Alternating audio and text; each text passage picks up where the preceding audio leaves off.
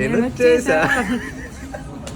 ఈ రోజు మన ఫ్రెండ్ వంశీ పార్టీ ఇస్తా అంటే వర్షం పడుతున్నా తగ్గేంత వరకు వెయిట్ చేసి మరి పక్కన ఉన్న పంజాబీ హోటల్ కి అయితే వచ్చాం. లోపలికి పోగానే అమూల తగలడండి అని చెప్పి ఖాళీ ప్లేట్ అయితే ముందర పెట్టారు.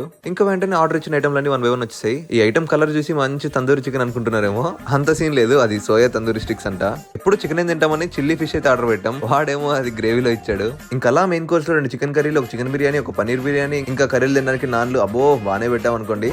ఈ మధ్య కాలంలో అదేంటో ఫుడ్ అంటే తగ్గేదలే అంటున్నా. బిర్యానీలో మసాలా ఎక్కువైపోయిందిరా. పెరిగేసుకోవచ్చు కదరా. ₹1 ఇచ్చినా కొన్ని పనులు తిను, అందులో ఫస్ట్ ఇదే అస్సలకి రావదు. అరే తినేసాగోరా, ఇంకేం చూస్తున్నావురా? బిల్లు కట్టేది నేను కాదు కదా, డెజర్ట్ ఏమైనా తిందామని చూస్తున్నాను.